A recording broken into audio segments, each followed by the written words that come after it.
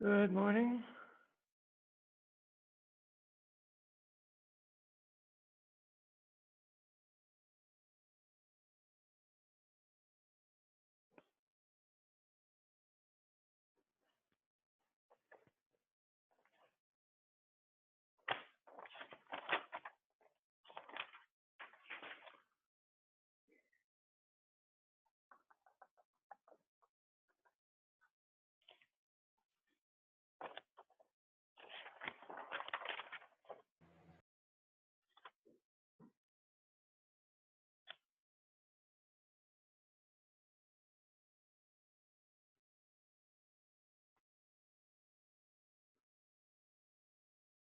I don't know what it's like in your guys' houses, but it is freezing cold in this here room.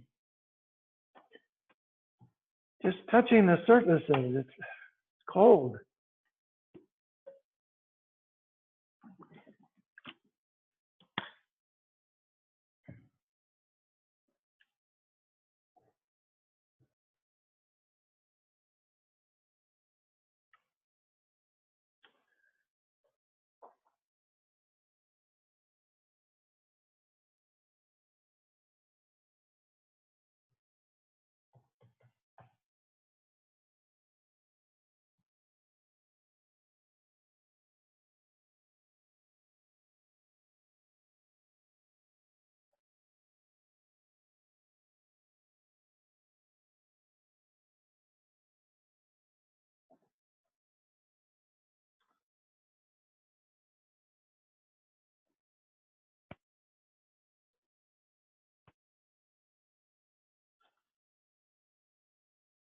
All right, folks, can everyone see the slides?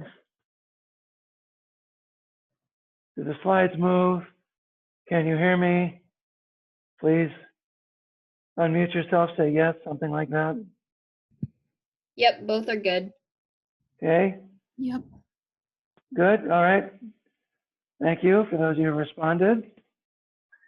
So the order for the day. Order for the day are urogenital infections, sexually transmitted diseases. That's really two subjects. This chapter combines them into one. We will consider them separately because you're going to treat them separately. Very good. Let's start with a word of prayer, and then we will dive in. Lord, it's cold today. Please warm us up from the inside out. Please renew us daily with your Spirit. Please, Lord, give us a passion to learn that burns deep within us, even though we're online, even though we're not in a classroom, even though our motivation might be less than it might be if we're sitting in our slippers and bathrobe. Lord, we pray that you'd give us this desire to serve you with gladness. We thank you that we are in at least the beginnings of the home stretch of this semester. Now, Lord, take us through. Thank you for the students, their hard work, their desire to be healers. Reward them, Lord, commensurate with their hard work. In Jesus' name we pray. Amen. Very good. So very quickly, let's take a look at the urinary and reproductive systems. These systems are connected in males and females to some extent. So we start off with the kidney. The kidney can be infected in two ways. The kidney can be infected, first of all, let me get my pen out here. First of all, there's something called hematogenous spread, where you can have organisms that come into the kidney via the bloodstream. These types of infections, if they occur, can be very severe. Secondly, the kidney can be infected by ascending infections through the urinary tract. Those can infect this way as well. So there's two different ways to infect the kidney that will cause pyelonephritis. Pyelonephritis is severe and it is difficult to treat. You tend to have to treat for a while and the infection tends to come back. So notice where the kidneys are. The kidneys are always higher in the body than you think they are. Notice that the kidney on the right side is lower than the kidney on the left side. That's to make room for the liver. So if you have pain in the kidney, it will tend to be a tad uneven in the flank. That's something to pay attention to. Here is the nephron of the kidney. I'll just use this to show you essentially that the kidney filters the blood. It is a copious blood supply. So infections in the blood can spread to the kidney sometimes. The reproductive system is almost always going to be infected from the urinary tract. And so the woman has a short urethra, so you're usually going to have infections coming this way. More often than not, because of the proximity of the urethral opening with the anus, you're getting contamination from organisms that are found here. So a lot of the Enterobacteriaceae that colonize the colon are going to be involved with infections of the bladder, at least in females. And UTIs will be much more common in females than they are in males. In males, you have a distance from the anus to the urethral opening. That means a lot of your infections that you get, UTIs in males, typically will be the result of some sort of urinary tract malformation, or in older males, it'll be due to a prostate gland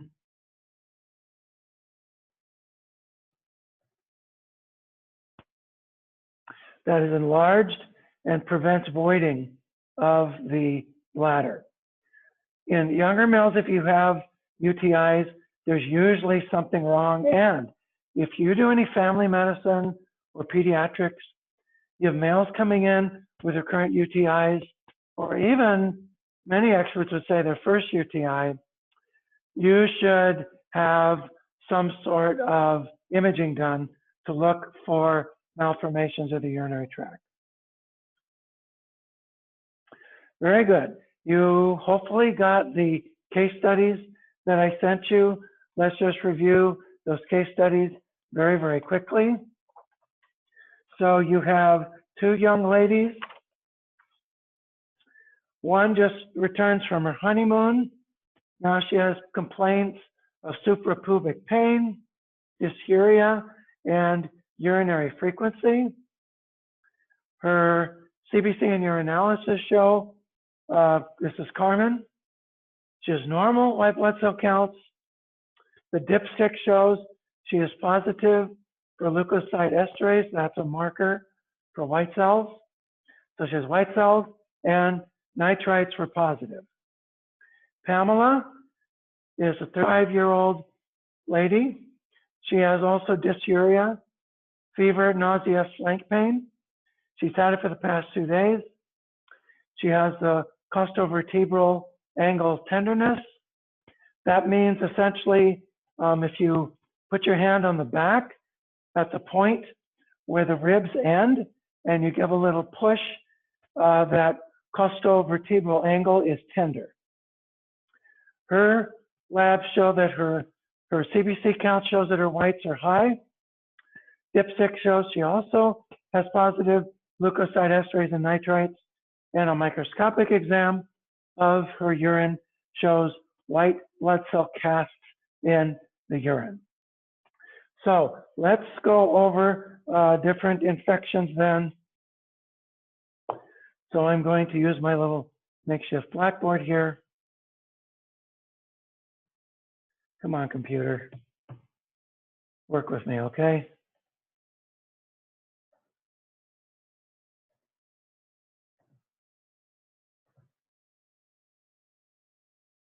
All right, so urinary tract infections are virtually almost always ascending infections. So the bacteria will move from the rectal area.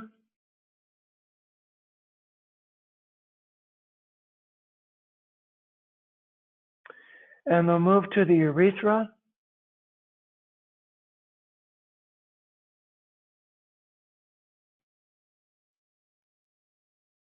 And then they migrate up the urethra into the bladder.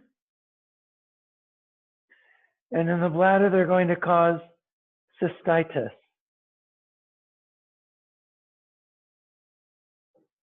Cystitis, that's a bladder infection. Now, normally you get washing out of the organisms in this area, but in the case of enteric bacteria,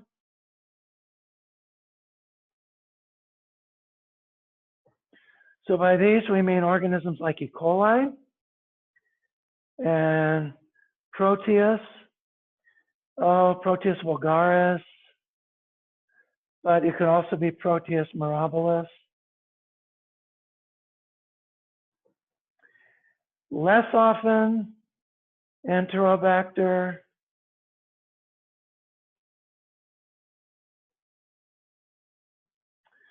not nearly as often, Klebsiella.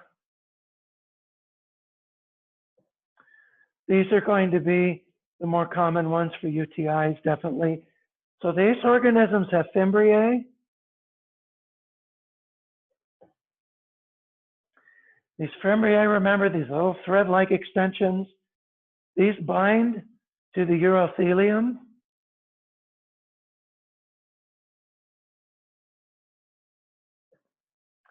They prevent washing out, so they colonize the bladder mucosa.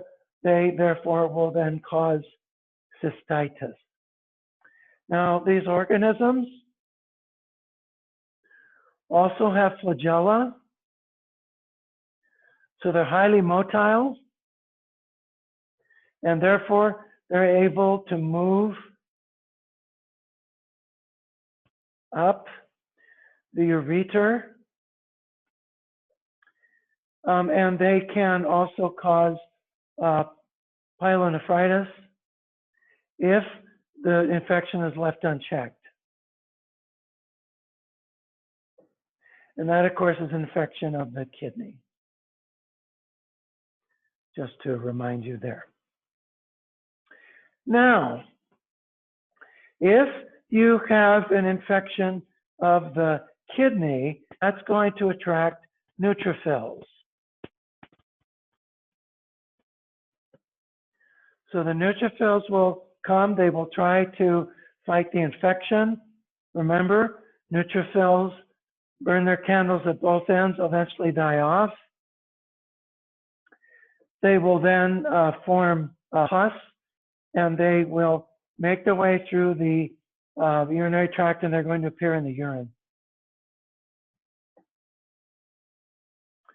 So because they appear in the urine, the tubules are going to shape them into the shape of a tubule, so they will appear as a hyaline cast in the microscope when you look at the urine.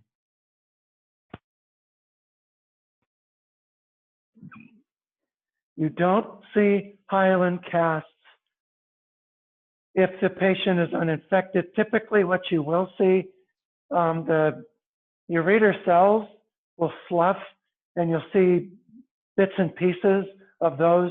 You won't get a cast where you get this thing that looks kind of like this.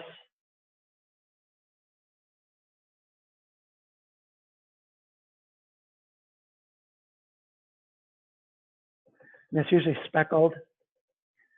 And they're different sizes, but these are hyaline casts.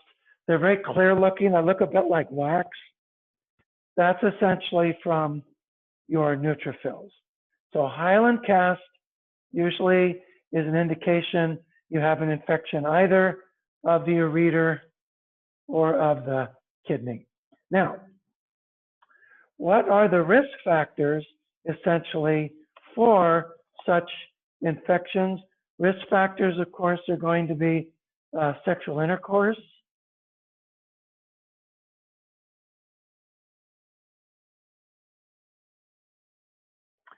the biggie, and I can't emphasize this one enough, indwelling catheters.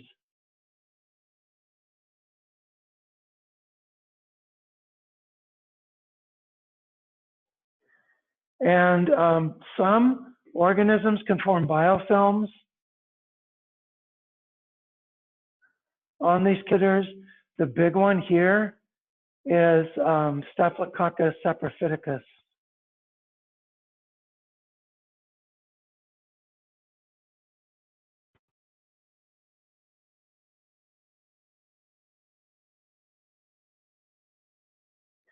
Staphylococcus saprophyticus, these biofilms are really, really hard to get rid of.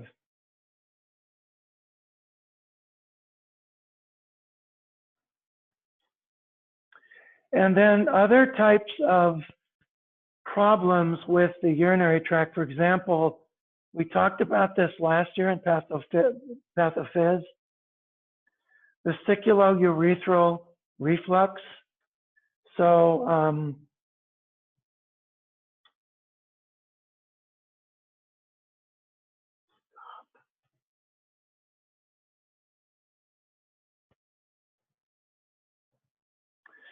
if, remember, the sphincter between the ureter and the bladder doesn't work, and because when the bladder contracts, it will then send urine into the ureter. That's called VUR, vesiculourethral reflux. VUR puts you at a high risk of UTIs, particularly UTIs that can become pyelonephritis. If a patient has VUR, they're at very high risk for these types of UTIs, and they need to be treated immediately. So look for that on your history. Oh, one other thing I forgot to mention.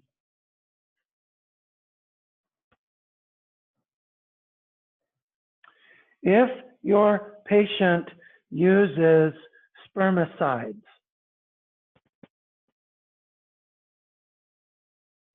so there's these spermicide jellies you can use. You use it with diaphragms and condoms and things like that sometimes. Spermicide gels and what have you, they facilitate the growth of E. coli.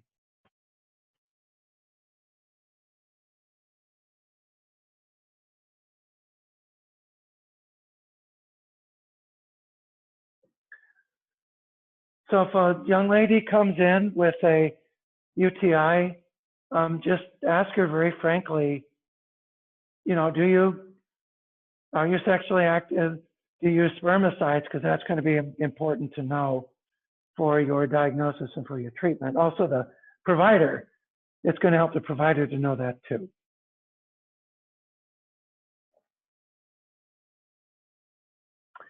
Also, if your patient is over 65, if they have urinary incontinence,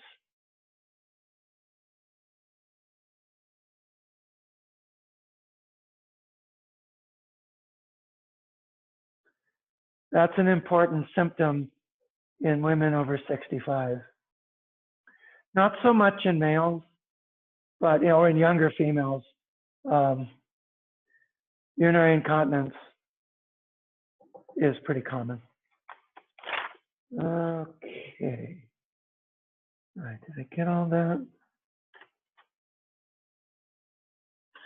Remember too that if a patient has diabetes mellitus, particularly if it's poorly controlled,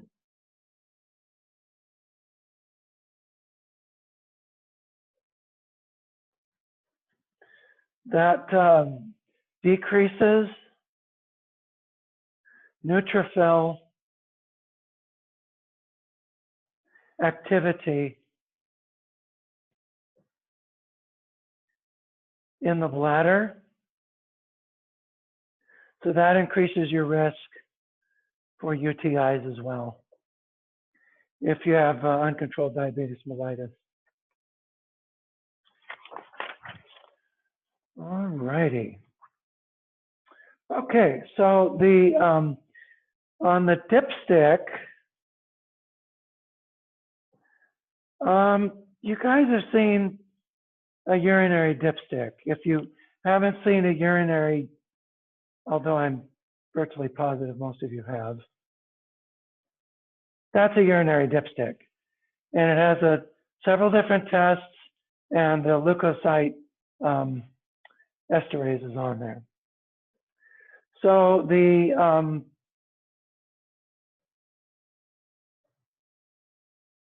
right.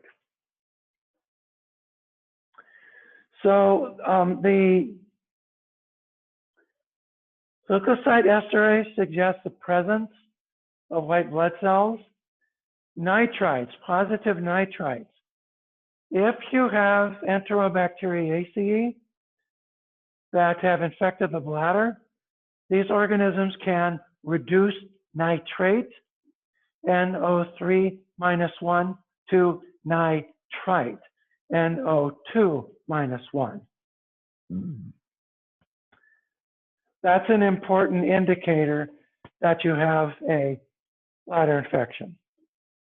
Normally, your nitrates should not be reduced to nitrites. If you have a patient who has what appears to be an uncomplicated cystitis, based on symptoms alone, you don't need to do a culture. You simply do empirical treatment. If, however, your patient has recurrent UTIs, they're not improving, then you need to do a culture. So on microscopy of the urine, if you have 10 leukocytes per milliliter or less, that's usually fine. If you have over 10 leukocytes per milliliter, that's sign of inflammation. And if you have over 5 red blood cells per microliter, I said milliliter, sorry, microliter, 10 leukocytes per microliter or less is normal. Over 10 indicates inflammation. If you have over 5 red blood cells per microliter, that's also a sign of infection as well. A gram stain can identify the bacteria. Remember, the Enterobacteriaceae are gram-negative rods. You want the urine sample to be collected midstream. First urine of the day is usually the best. In cystitis, the culture will show more than 1,000 or 10,000 colony-forming units per milliliter.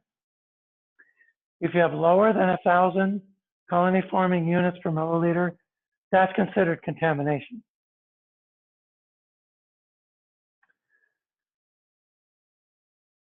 Similar cutoff is used if the patient has a catheter. If you're using a sample taken from a suprapubic aspiration, any amount of bacteria present is diagnostic for an infection, because the urine in the bladder should normally be sterile, shouldn't contain any bacteria. Okay, so if your patient has uncomplicated cystitis,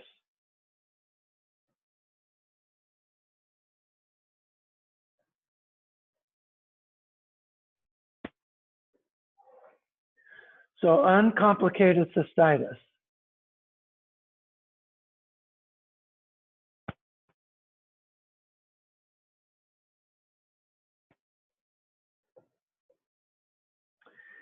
your choices for treatment are usually 100 milligrams of nitrofurantoin,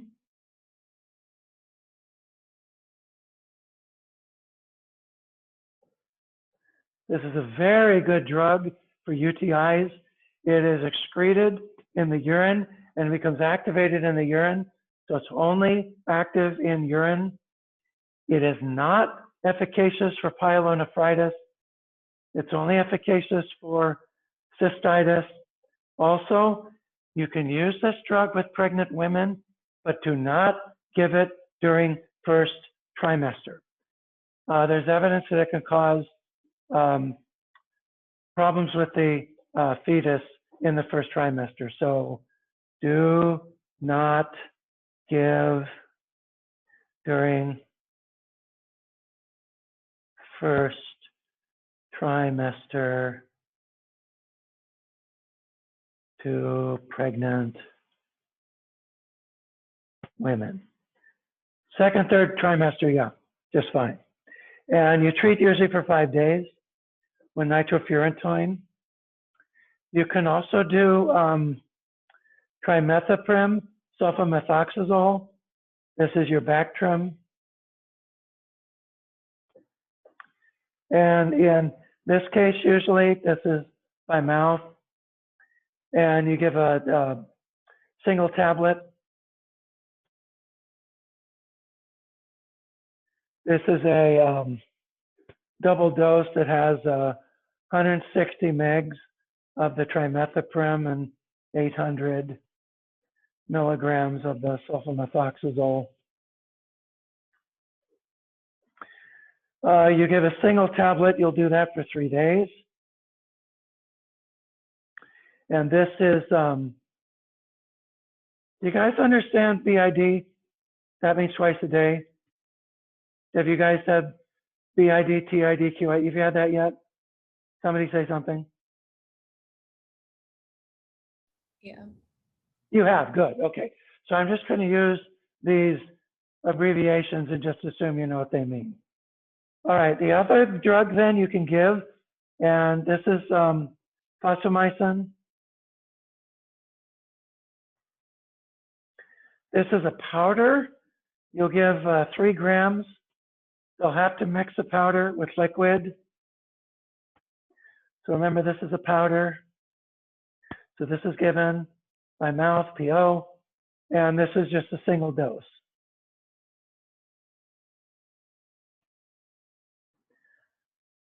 And if this doesn't work, there's bigger guns, but these are normally your 3 go-tos for uncomplicated cystitis. Now,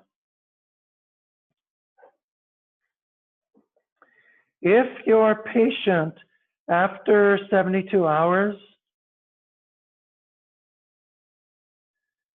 does not show any improvement, then usually you should have taken a culture and then you do susceptibility testing.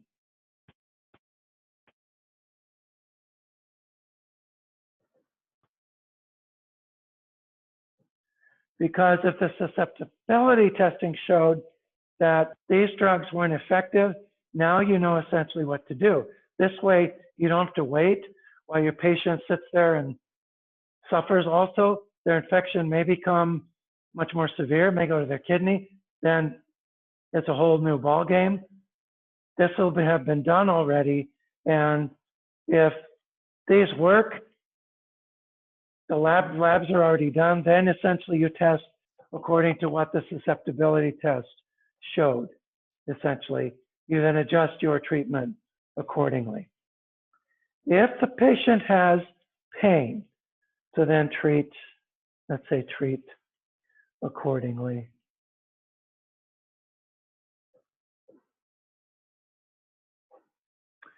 If the patient has pain, there's a drug that's very good for pain. It's called phenazopyridine.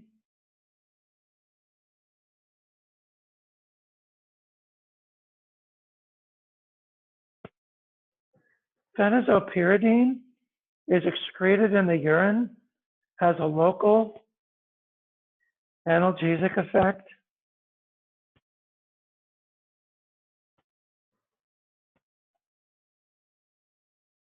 So this will relieve the dysuria.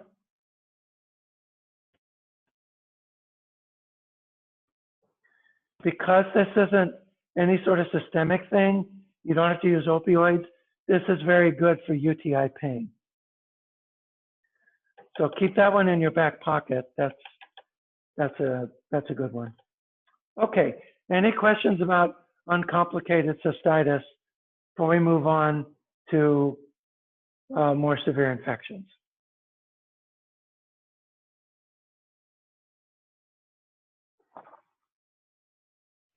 No?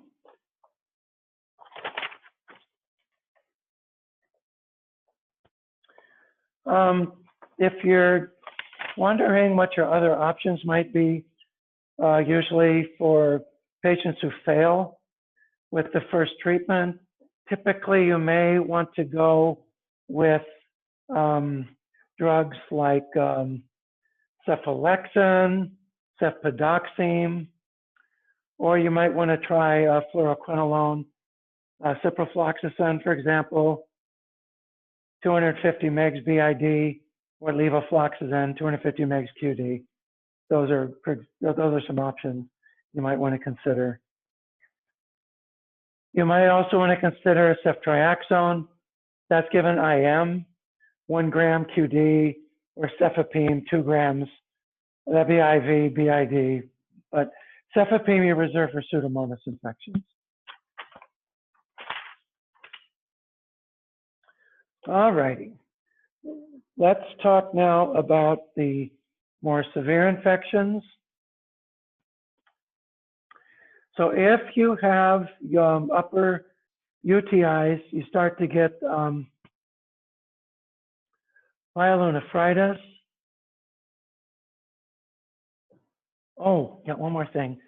Just keep in mind, folks, that folks with recurrent UTIs, you may need to treat longer. The short courses of treatment, sometimes you may treat, you have small numbers of organisms hanging around. You may need to treat for a good 7 to 14 days in cases of more complicated cystitis. Okay, there, got that out. Okay, pyelonephritis. Now you're going to start to have systemic infection, systemic symptoms.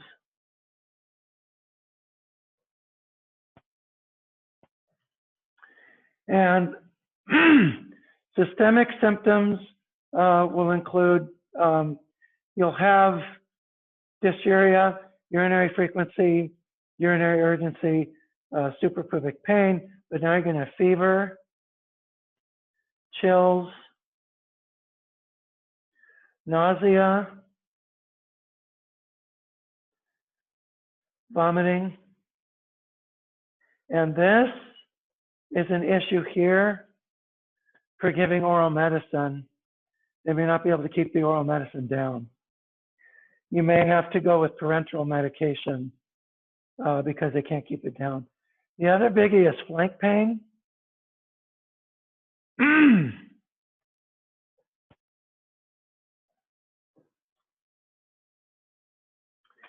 And then you're also typically going to have costovertebral angle tenderness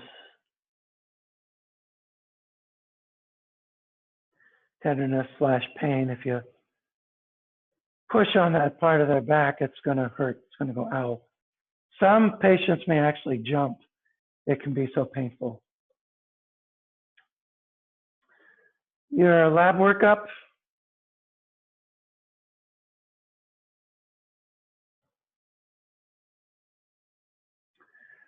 Lab workup, of course, will show elevated white blood cell counts. You're going to have aphilia.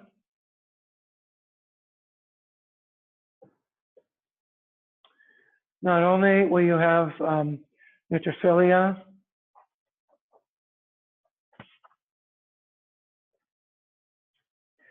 you'll also have usually hyaline casts.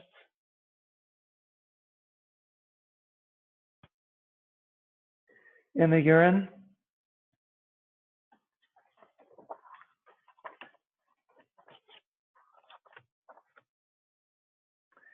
Imaging might end up being useful. So if you have, you can do either a CT scan or you can do a renal ultrasound. Let's just give you an idea of what you're going to see on these.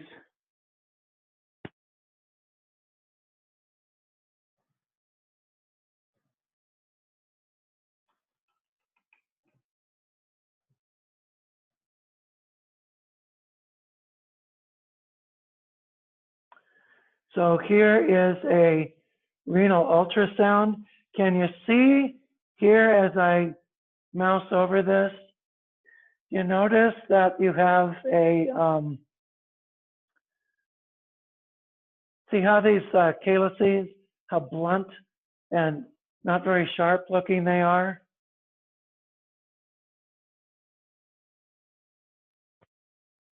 So you get kind of this look where you have these kind of hypoechoic masses, and you, this can be bilateral, as you can see. That's essentially, these should be sharper in a kidney that's not infected. This is a kidney that's infected, essentially. So we have a hypoechoic mass in one kidney, and this individual is bilateral. CT scan, you're going to see, you see these kind of areas here, these hypodense regions here. There's one here, there's one here. See them here? You can see these hypodense regions. Those are areas essentially of inflammation. So that's essentially what you're going to see on imaging. I will put those pictures on our Blackboard site for our reference. Okay, let's go back to the Blackboard here. So how does one treat pyelonephritis? This is going to really depend on whether or not your patient can keep pills down. If the patient can keep pills down, then you can usually use high-dose Keflex. So this will be 500 mgs QID. The other option would be cefpodoxime, 200 mgs. This is BID. These you're going to treat for 10 to 14 days.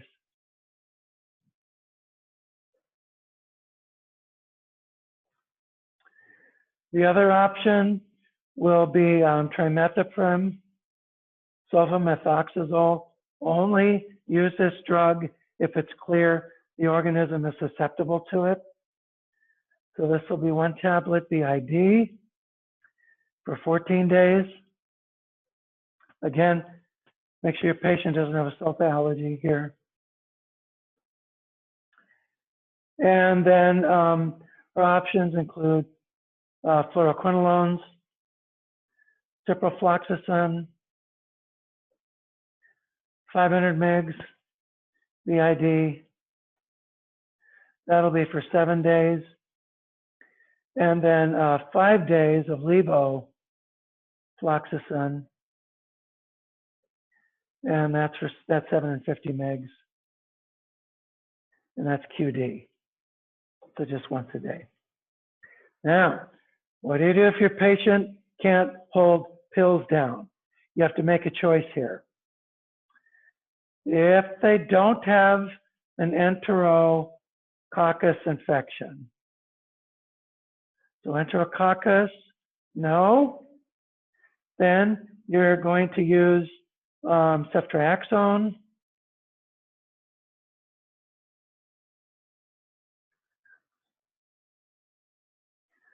And you're going to use IV ceftriaxone, not IM ceftriaxone in a case like this. And you will, you'll do 1 gram once a day. Now, with IV treatment, you treat for 24 to 48 hours after the patient has become afebrile.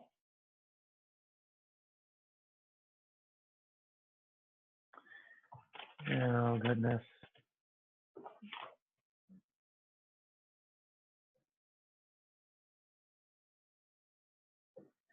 After the patient is afebrile, then you switch them to oral meds. Also, one more thing about pyelonephritis. If your patient is pregnant and has pyelonephritis, they must be admitted. So admit all pregnant patients with pyelonephritis. All right. Okay, where was I? So IV ceftriaxone. The other option is IV Cipro, 400 mg, BID, or levofloxacin. And the fan just kicked on, and that cold air is coming at me, and oh my word, it's cold. 750 mg QD. The other option would be cefepime.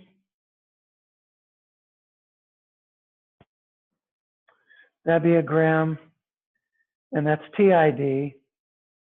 If your patient has a beta-lactam allergy, you can use the fluoroquinolones, or you can use gentamicin.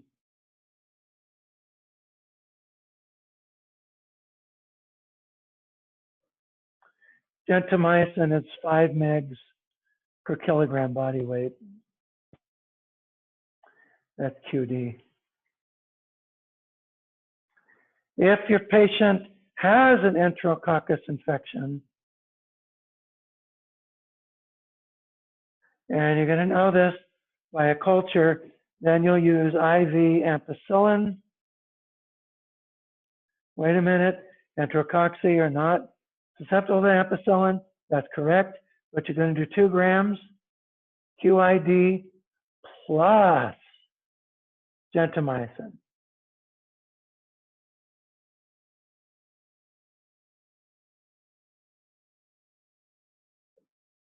And this will be 1 milligram per kilogram body weight TID. So you're hitting them with very high dose ampicillin plus a protein synthesis inhibitor. That's what will tend to knock these out. What do you use in patients who are pregnant? Patients who are pregnant, you can use ceftriaxone.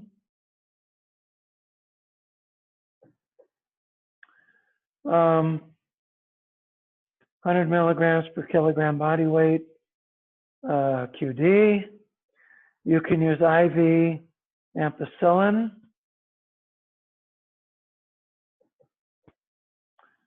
Plus gentamicin.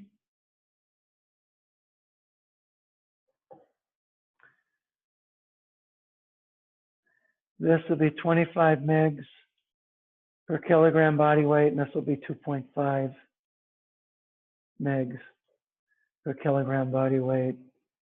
And this is QID, this is TID. Those are your best bet for a pregnant patient.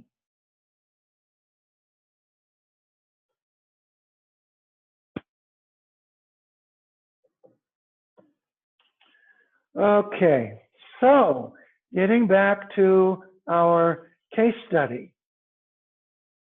So if you pull up the case study that I sent to you, what do you think Carmen has? Somebody give me a shout out. What does Carmen have?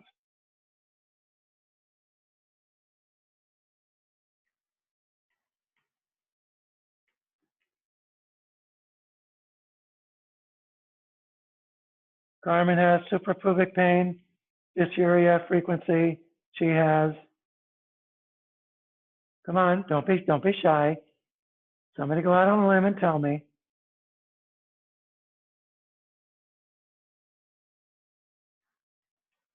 Unmute yourself, guys, before you talk. Otherwise, I can't hear you.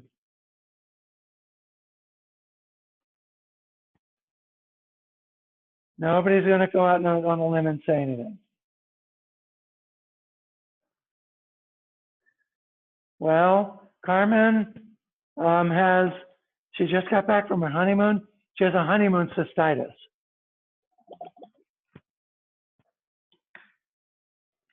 She probably has a Staphylococcus saprophyticus infection. So a round of antibiotics should clear her up. What about our other patient? What about Pamela? Probably pyelonephritis. Pyelonephritis, Emily, very good. Pyelonephritis. And so she is going to need to be treated with one of these regimens we already taught. Okay, there's one more critter organism I want to talk about after our break with respect to kidney infections. After we talk about that organism, then we'll move on to STIs. Let's go take a break, 5 minutes, and then we'll see you back here.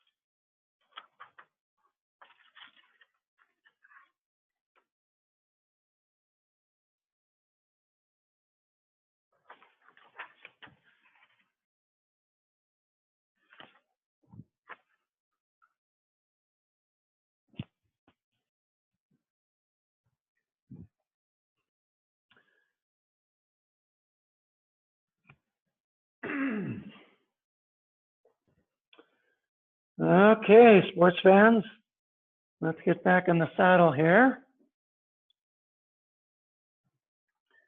Before we start, does anyone have any questions?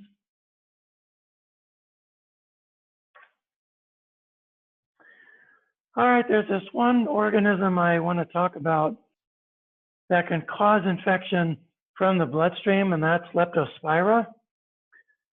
So Leptospira interrogans is the most common form of Leptospira in humans. You can see it's a spiral organism. Interrogans is I-N-T-E-R-R-O-G-A-N-S, interrogans. So these organisms make adhesins that allow them to attach to host epithelia or monocytes and macrophages. There is an enzyme called sphingomyelinase C. Sphingomyelinase C will destroy red blood cells. It also damages capillaries and cause hemorrhage. It gets into the body through cuts and abrasions, and it gets in to cut through cuts and abrasions if your patient has been exposed to contaminated water, particularly contaminated water that is frequented by rodents. This is an organism that takes residence in rodents. So the rodents excrete it in the urine and in the dung. And it's waterborne. So if you go swimming in contaminated water, you can get conjunctivitis, or it can pass through these cuts into your body. Rarely you can get it from contaminated food. Rarely. Now, this organism will cause disease in 2 stages. The first stage is an immune response to the bacteremia. And usually this is manifested as fever. The bacteria are confined to the bloodstream. There are no signs of end organ damage. The second stage is called vial disease. Vial disease, V-E-I-L. Vial disease, W-E-I-L.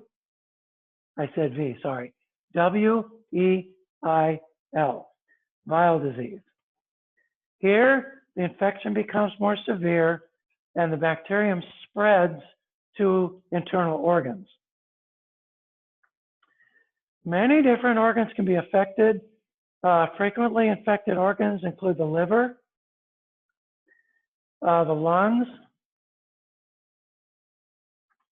the brain, and of course the kidney.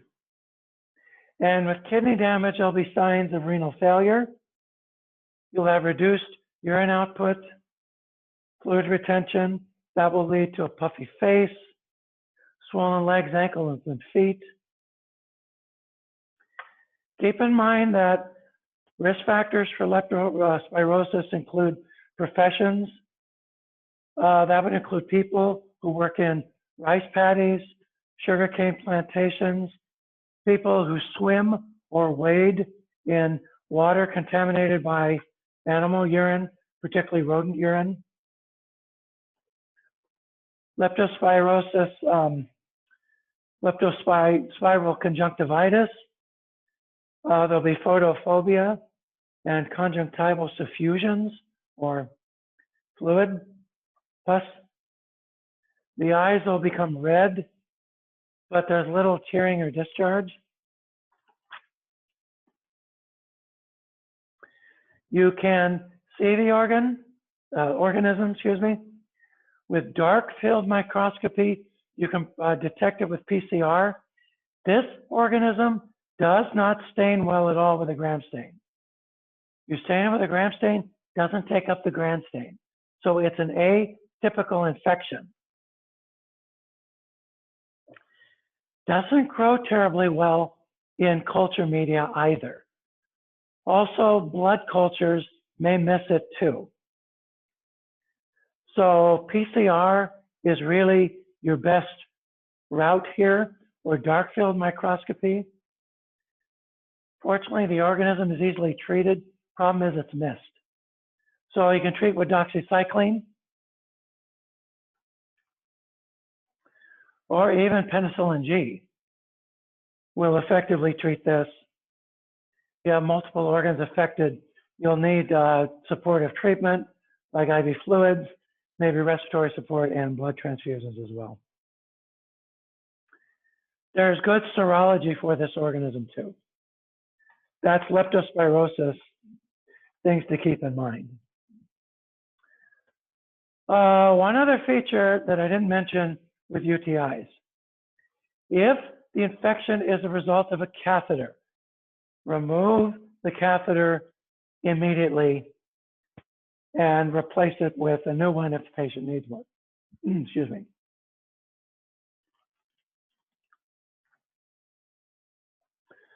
Also, if there's evidence of renal abscesses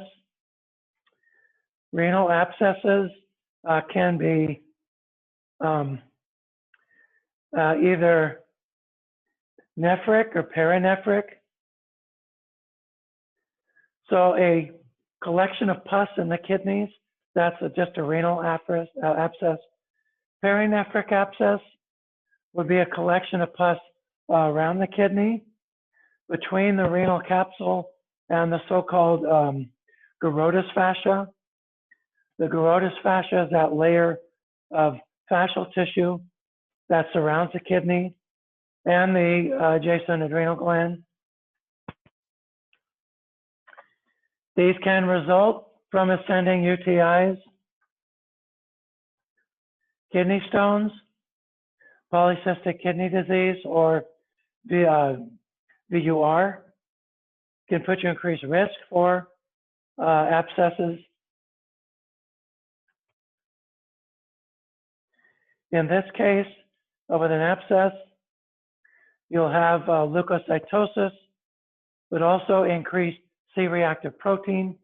You'll also have an elevated erythrocyte sedimentation rate in your labs. Radiology will show scoliosis, and the concavity will be toward the abscess. That's due to the fact that the psoas muscle, PSOAS, psoas muscle, on the affected side gets irritated. It then pushes the spine away as it gets irritated. You'll also see an abdominal mass or an enlarged kidney that has a very irregular margin. On an ultrasound, you might see a walled off cavity full of fluid. These require IV antibiotics at a very wide spectrum. So it depends on the organism, but usually it's piperacillin, tazobactam, IV piperacillin, tazobactam, or IV cefepime, or IV ticarcillin, clavulanate. You treat for 3 weeks. If Staphylococcus aureus is suspected, add vancomycin.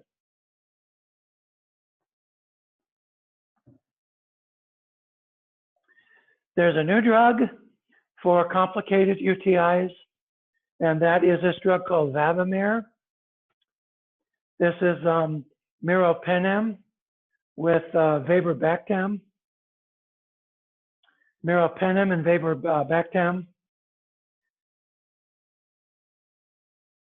So this is given 4 grams QID for up to 14 days. That's for complicated UTIs or pyelonephritis. All right, I think I've talked about everything I want to talk about when it comes to the UTIs. Let's go to the sexually transmitted diseases.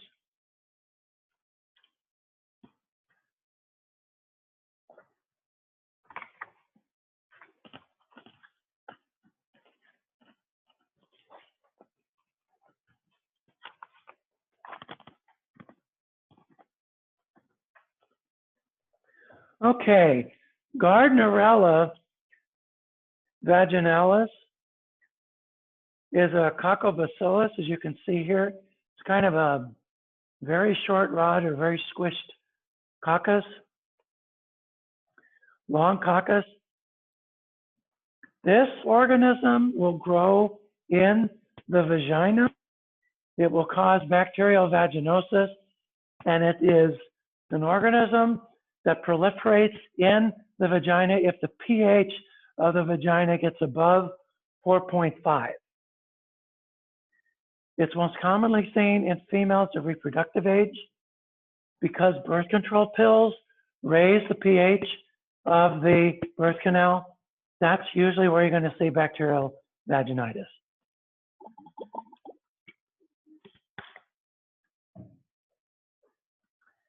This organism is gram variable. Gram variable. When you first isolate it, it looks gram positive. Then as the culture ages, it looks gram negative.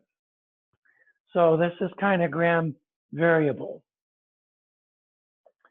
You tend to see it with other anaerobic bacteria.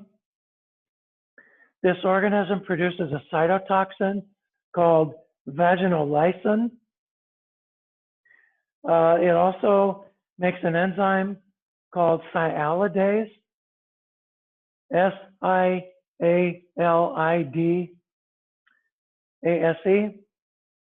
sialidase. These will help them colonize the vaginal epithelium.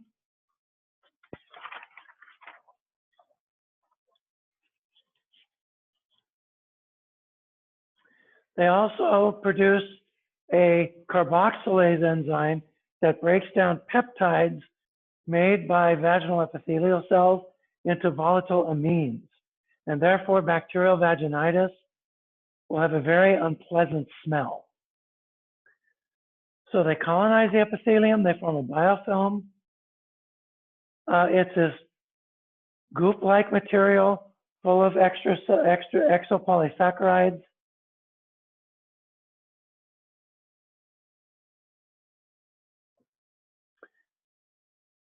A risk factor for this is multiple sexual partners.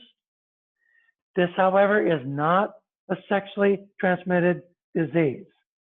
It does not colonize the male reproductive tract. It's solely a bacterial imbalance of the female reproductive system. Other factors, risk factors include douching or the use of an IUD. So it will present as a gray vaginal discharge. It will have, that discharge will have an unpleasant, fishy smell. That's due to the volatile amines. That's usually the only symptom. Some women may have vaginal pain, vaginal itching, burning. Some may experience dysuria, pain during urination, that is. Some may have dyspareunia. Dyspareunia, that's D-Y-S-P-A-R-E-U-N-I-A,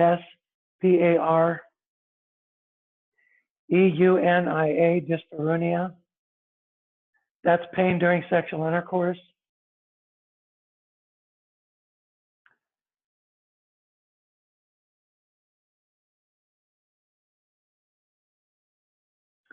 You will also see this in HIV-infected women.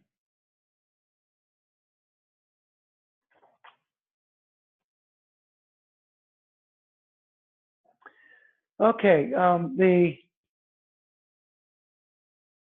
there's a so-called AMCEL criteria. You have to have 3 of the 4 criteria for the AMCEL criteria to be met. First, there has to be a thin, white, or gray vaginal discharge. Second, the vaginal pH has to be above 4.5. So thin, white, or gray vaginal discharge, and then the vaginal pH has to be above 4.5. Third, there has to be a positive with amine test. With amine test. WIF is WHIFF-amine test, AMINE test.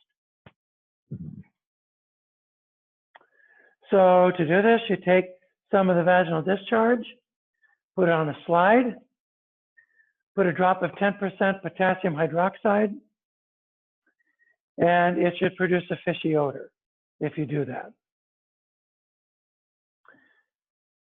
Fourthly, if you put a bit of the discharge on a microscope slide, there should be clue cells, C-L-U-E, clue cells.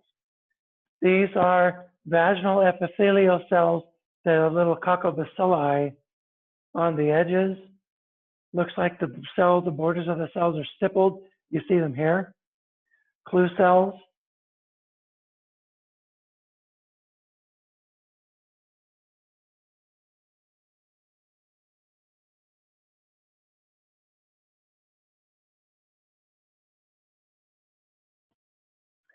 And if a microscope is not available, there's a commercial test you can get called a Affirm VP3 test. And there's the OSOM BV Blue test that can be done. The Affirm VP3 test is an automated test. OSOM BV Blue test is a chromogenic substrate for bacterial sialidase. And this identifies its activity in a vaginal sample. Treatment is with metronidazole for 7 days. Metronidazole for 7 days. That's bacterial vaginosis.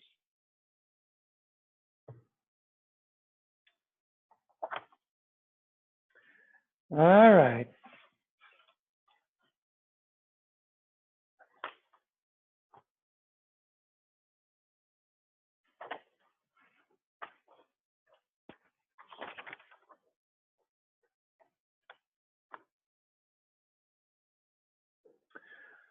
All right, now some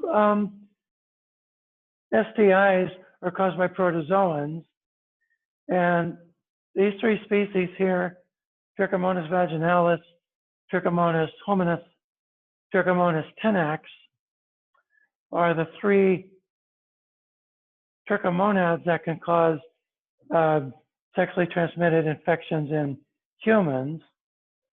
So the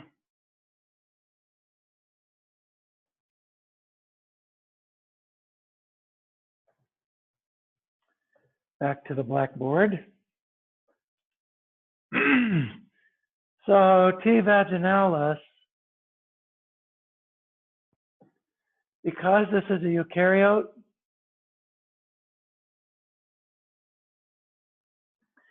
you can't treat this with bacterial antibiotics.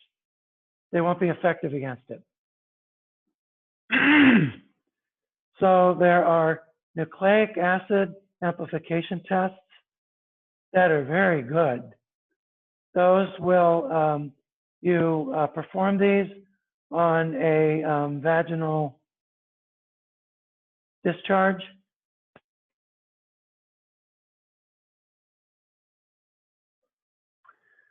You do this on a so-called vaginal or urethral swab.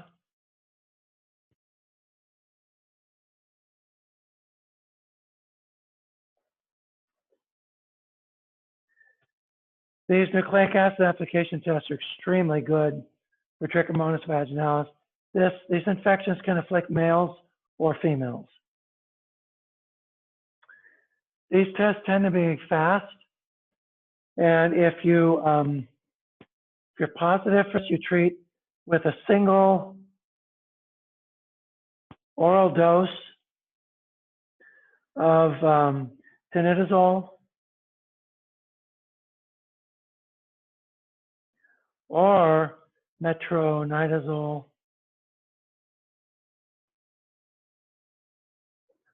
and that's 2 grams. That's essentially how you tackle these.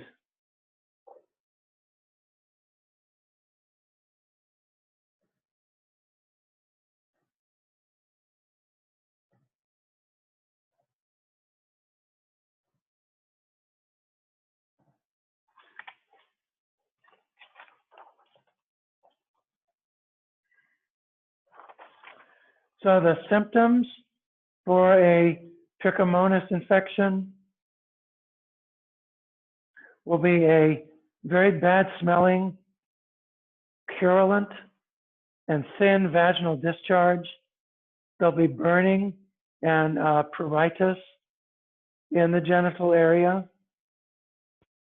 There'll also usually be dysuria, lower abdominal pain, urinary frequency, usually postcoital bleeding, and dyspareunia. In males, the infection is often asymptomatic, but you can get urethral discharge and sometimes dysuria, but not always.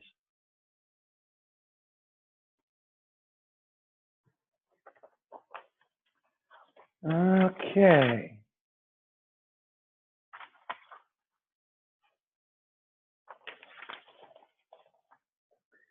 Now, Neisseria gonorrhea is very, very good at resisting killing inside white blood cells. So it'll be taken up by white blood cells in the urinary tract, and it will survive inside the white blood cells. It has pili that allow it to attach to the surfaces of the epithelium. It has a protein called an opacity protein.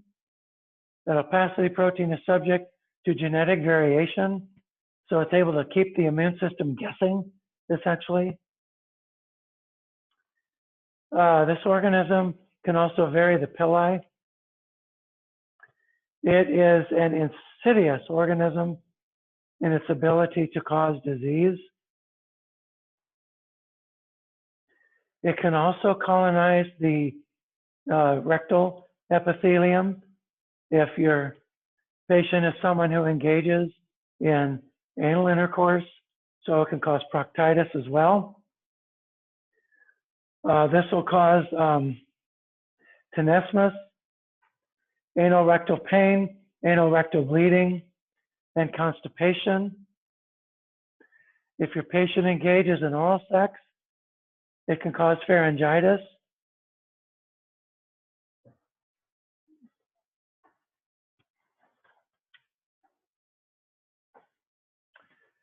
It will cause, typically in addition to infections of the reproductive tract, it'll cause urethritis. So the urethritis you tend not to get with a UTI, you tend to get with an STI.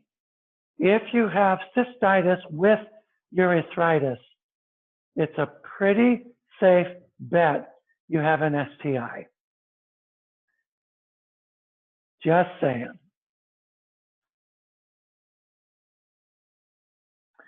So with urethritis in males, there's dysuria and a penile discharge, like what you see here. With males, there's infection of the epididymis. So there's unilateral testicular pain. And then you get a hydrocele that forms around each testicle. Well, usually one testicle on one side.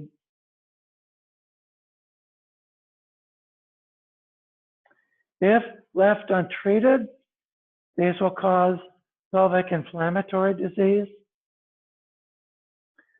Pelvic inflammatory disease causes lower abdominal pain that gets worse with either sexual intercourse or sudden movement. It also causes postcoital bleeding and intermenstrual bleeding. Chronic PID will cause also a low-grade fever, weight loss, and abdominal pain. It can also cause a tubal ovarian abscess, and it can increase the risk of ectopic pregnancies. Females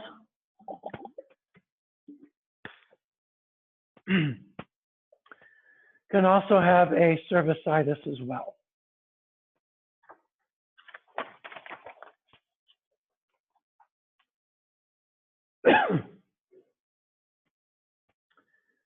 Okay, so a vaginal or endocervical swab, these can be gram stained.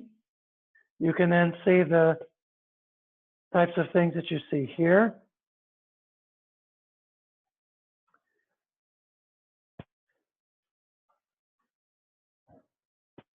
The presence of more than 2 white blood cells per power field. High power field, that suggests urethritis. Also, for all patients with STIs, HIV testing is recommended. Now, I'll talk about treatment when we get to the next one. And that's this one, chlamydia trachomatis.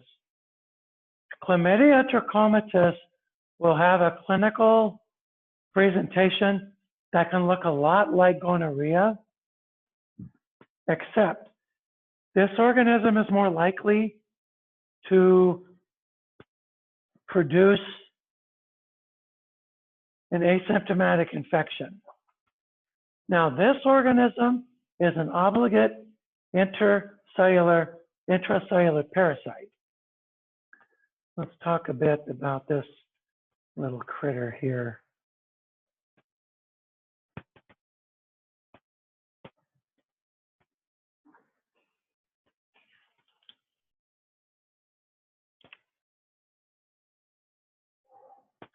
All right, so this organism,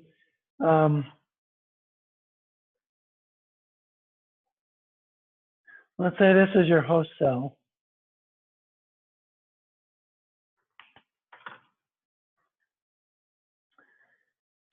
So chlamydia trachomatis is very small.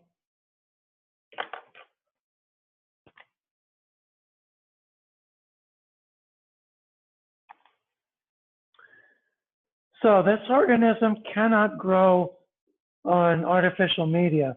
It can only grow inside cells. So it will not be culturable. That's one of your first signs you may have chlamydia. Secondly, this particular organism here that's not involved with a cell, this is called an elementary body.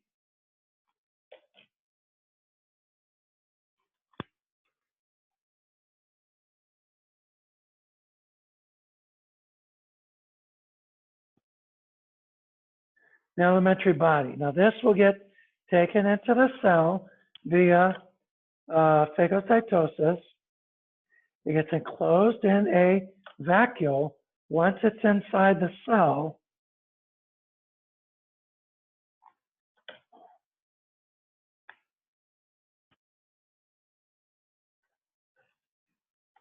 it becomes transformed into a metabolically active. So this is a more or less resting body.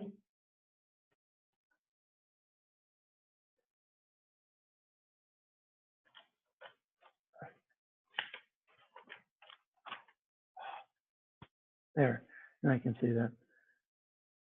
This now becomes a reticulate body.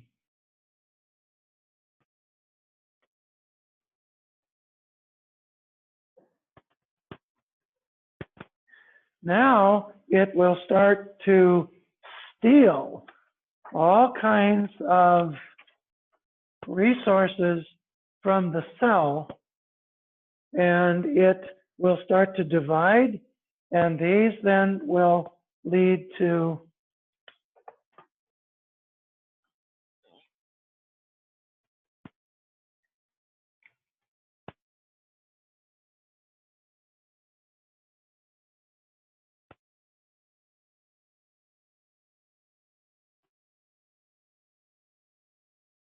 pretty soon this gets so full of these reticulate bodies,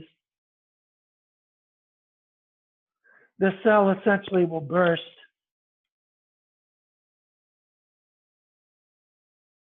And these elementary bodies will now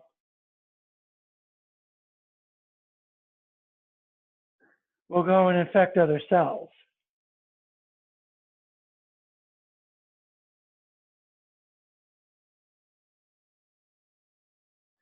So this organism is an obligate intracellular parasite.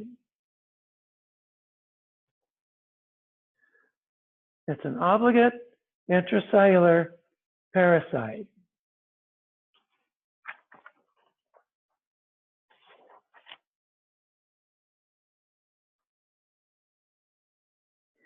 And there's 15 different serotypes of this organism.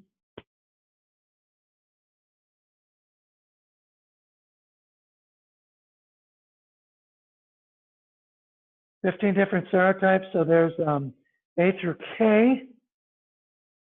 A through K tend to cause trachoma, which is a type of conjunctivitis. D through A through C that cause trachoma, and then D through K cause the chlamydial genital infection.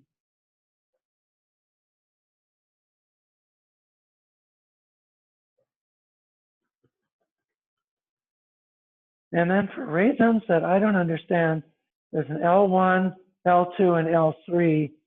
They cause a lymph node infection called granuloma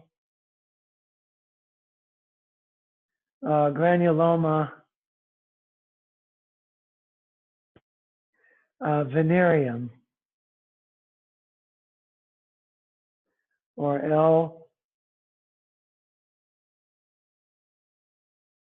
LGV, lymphogranuloma venereum.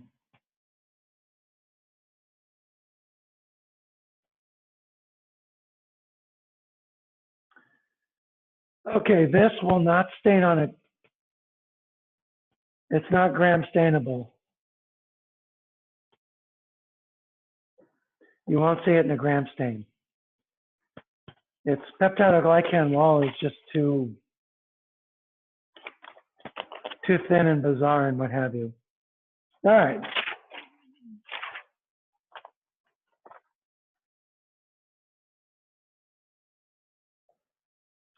Okay, in males, this infection can spread to the prostate and cause prostatitis.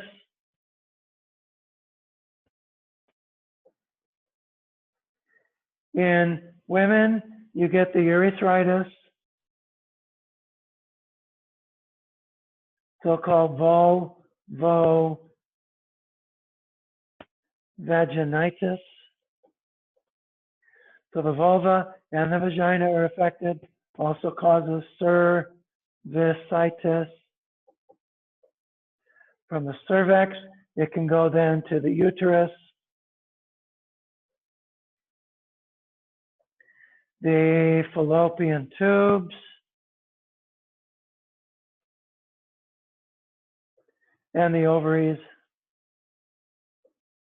and cause essentially pelvic inflammatory disease. Now, from there, occasionally, it can spread to the peritoneum, and it can cause a infection of the glisson capsule of the liver.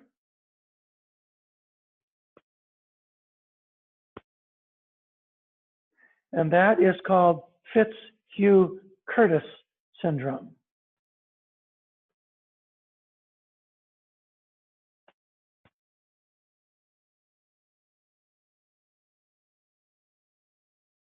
Fitzhugh-Curtis syndrome. You get these little thin strings of scar tissue that attach the liver to the chlamydium, and if your patient is pregnant, she can pass the infection to the baby during a vaginal delivery.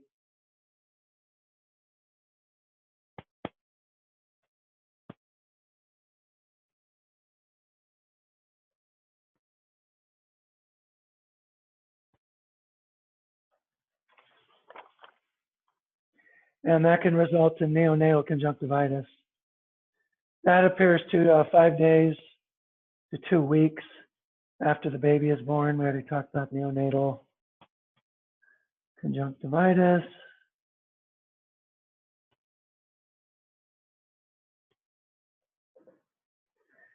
Neonatal conjunctivitis. The lymphogranuloma venereum, that will affect the inguinal lymph nodes. The inguinal lymph nodes.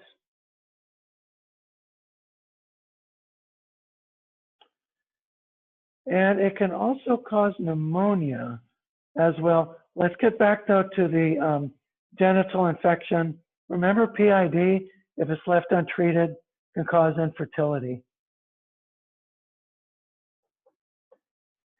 And the sad part here is she might not have any symptoms, but then one day she tries to have children and she's completely infertile. Very, very unfortunate. Okay, this organism, remember, cell wall inhibitors are not effective. So when it comes to treatment of both your patient comes in, they have, say, a vaginitis, vulvovaginitis, let's say. Male comes in, he's got urethritis.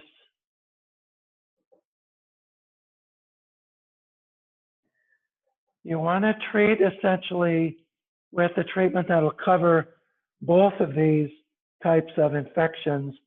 So the recommendation now is that the patient should be given essentially a intramuscular injection of 250 milligrams of ceftriaxone.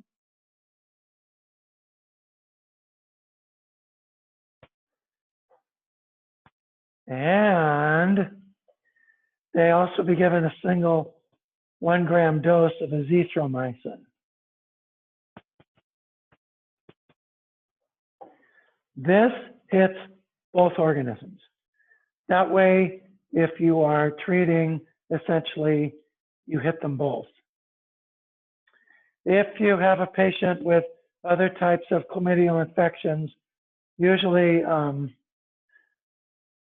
treatment of choice otherwise would be oral doxycycline. That'd be 100 mgs, and that'd be for 7 days.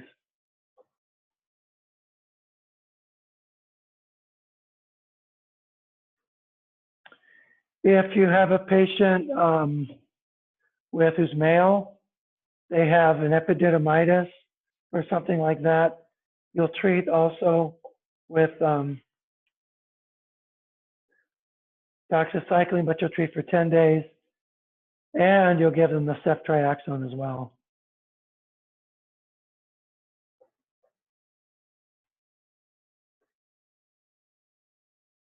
For proctitis, you'll treat for 7 to 21 days as well. Oh goodness, we're almost out of time here. Okay, let me pause just right there, see if there's any questions. Oh, see the lymph node here? That is lymphogranuloma venereum. That's lymphogranuloma venereum. If you take material from these lymph nodes and do nucleic acid amplification tests, you'll be able to detect the organism as well. Okay, questions, anyone? I think we should let that sit. I might just podcast the rest of this so we can go on to chapter 22 in the hopes that we'll finish everything on time. If we finish this, then we come back the week after. So look for a podcast on the rest of chapter 21. I hope all of you have a really, really great Thanksgiving. Please, please take time, be thankful, enjoy your family, and I will see you guys all a week from today. Everybody, blessings to you all. Please enjoy your Thanksgiving.